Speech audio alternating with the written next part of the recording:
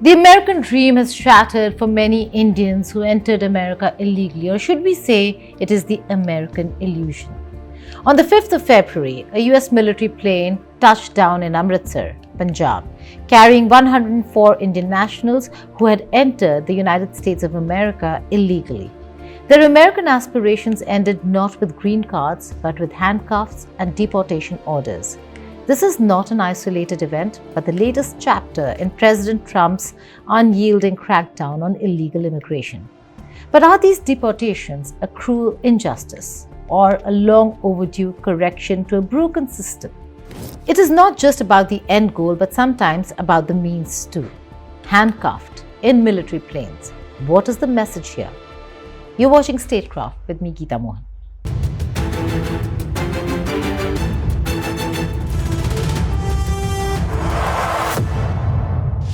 The flight from San Antonio, Texas to Amritsar was not a standard deportation. Instead of commercial flights, the US government opted for a C-17 military aircraft, an unmistakable symbol of its newfound aggression in dealing with undocumented immigrants. The message was loud and clear. The days of lax immigration enforcement are over.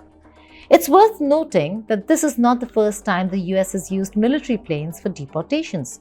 Just months ago, the same method was employed to send Colombians back home, but Colombia stood up for its citizens, refusing to let them be treated like criminals. No se puede criminalizar grupos, colectivos. La criminalización es individual. El que causa un delito se le juzga, pero no al grupo. Entonces los judíos eran criminales, dijo un señor. Mató 6 millones. ¿Y eran criminales? ¿Eran? ¿O es una equivocación nazi, o más que equivocación, un crimen de lesa humanidad? And yet later, they fell in line when it came to deportations itself. In India, we're seeing India also go along with the US administration in deportations. But should they be allowed to come in military aircrafts is the question, sending its citizens back in shackles with no resistance. Joining me to discuss in detail what really happened to these Indians who entered America illegally and were brought back, why a military plane, and why were they handcuffed? Were they handcuffed at all? To discuss all this and more, I'm being joined by Member of Parliament from the Rajya Sabha, Mr. Vikramjit Singh Sahni. Thank you so much for joining us here on India Today Global. Let's begin with the fact that you tweeted out your team was there in Amritsar, and they did meet with those who have landed or who landed there. Give us an update of what really happened, what transpired, what was the experience of these 104 Indian nationals. Were they handcuffed? Were they were they then let loose, or the shackles were removed before they got off the plane? What really happened, Mr. Sahni? Now, team was there. About 104 of these young people were deported, and out of which 30 are from Punjab. So preliminary discussions, talking to these youth, verified that, as the youth told, maybe it was a military aircraft. So they were handcuffed, and they were also, their legs were also tied up. But at least nobody has seen it, because when they landed here, maybe it came on Indian soil, and so at the immigration they were free. But this is the youth have told. This is number one. And number two is that we all know, maybe the question is, means why they were treated like criminals, means sending them on a military plane and all that. I think somewhere Mr. Trump wants to send a strong message, which is nothing wrong. We all are against the illegal migration and things like that, but maybe they could have deported on a normal civilian plane and all. After all, this is number two. And number three is that this highlights the fact that there may be many more, the thousands of, because we all know, and it is all out of 104, only 30 are from Punjab. and then I don't know Punjab to say that Punjabis are only going there. There were more Gujaratis and people from all over. But now I don't know exactly the talks between the governments. The plane landed up in Amritsar, and it has again showing Punjab in a bad light. But the thing is that this we have to put to this illegal immigration. As you know, we have been evacuating youth, our boys and girls from various countries, and Punjab government have made a SIT now at our request, and many FIRs have been registered. I think the only Right. solution to stem this is to take action and register FIRs against unauthorized agents who sent them. Thank you so much for joining us here on India Today Global. That was Member of Parliament from the Rajya Sabha, Vikramjit Singh Sani, talking about the American dream, Indian nationals returning, what was the experience, and what are the expectations now. But if you want to watch the full interview, this was just an excerpt from that interview. The link is available on your screen right now, as also in the description. But every dream does come at a cost.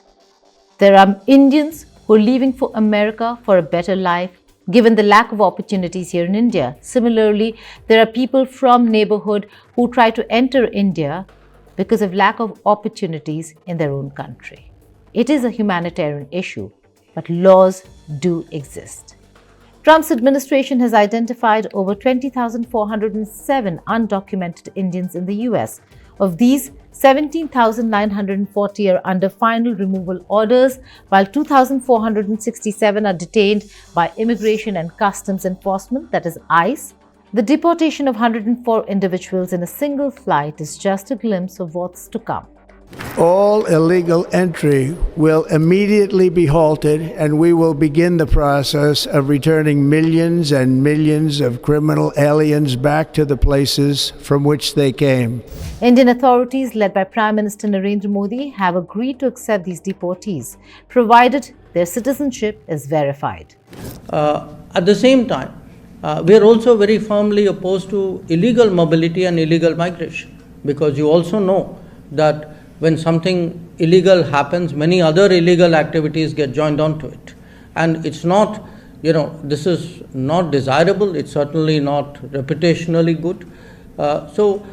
We have, with every country, and the US is no exception, we have always taken the view that if there are any of our citizens who are not here legally, if we are sure that they are our citizens, we have always been, open to their legitimate return to India. So it's not a position unique to the United States.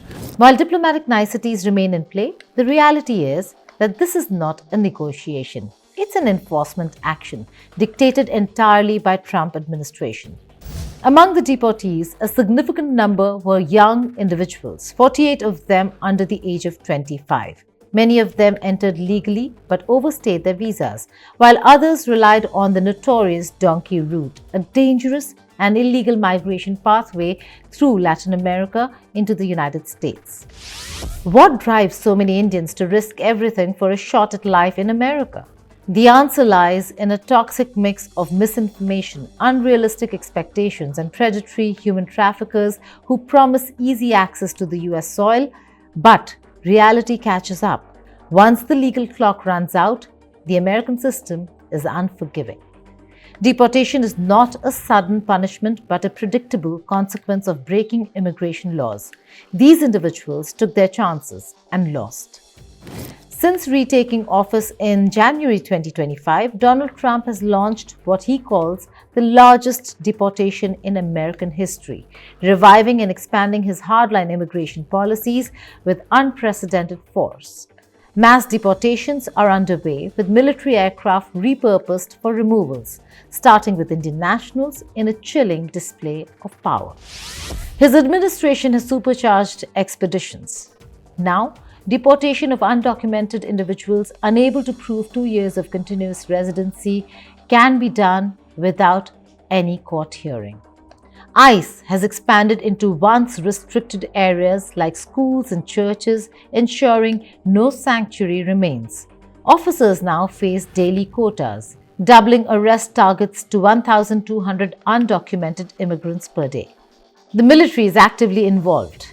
Department of Defense has ordered to assist and further has blurred the line between immigration enforcement and warfare. In an extreme move, President Trump has invoked the Alien Enemies Act, an obscure 18th century law to bypass legal obstacles and accelerate deportations. This law, originally meant for wartime enemies, is now being wielded as a blunt instrument against migrants, stripping them of legal recourse. Trump's strategy is clear: relentless enforcement, maximum fear, and a total crackdown on undocumented immigration. The arrival of deportees has sparked mixed reactions in India. Some view them as victims of an unforgiving system, while others see them as opportunists who played the system and lost. The financial impact on deportees is severe. Many families spend their life savings to fund these failed American dreams. Now, they return home not as success stories, but as cautionary tales. For the Indian government, this poses a diplomatic challenge. With Modi set to visit Washington later this month, he must navigate the tightrope between maintaining a positive relationship with President Trump while addressing domestic concerns about the treatment of Indian immigrants in the United States of America. Illegal immigration isn't just America's headache, it's India's too. If Mexicans crossing into the US define America's immigration problem, then Bangladeshis coming into India have been New Delhi's nightmare for decades. For too long, the narrative around illegal immigration has been dominated by sympathy for those who get caught.